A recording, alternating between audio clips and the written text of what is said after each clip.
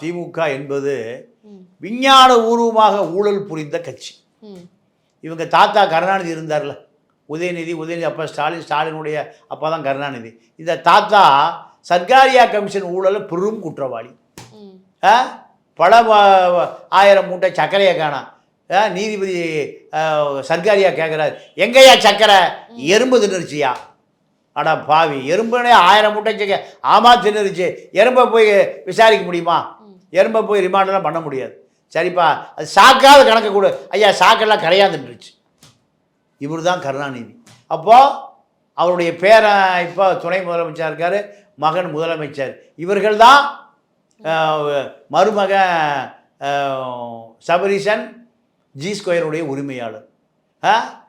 இந்த G2 எனக்கு தெரிஞ்சு 5 லட்சம் கோடி வச்சுருக்கு. 5 லட்சம் கோடி.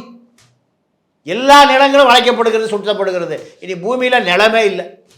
இவர்கள் ஆளுகிற தமிழ்நாட்டில் நிலமே இல்லை. G2 எங்கே போயிடுச்சு?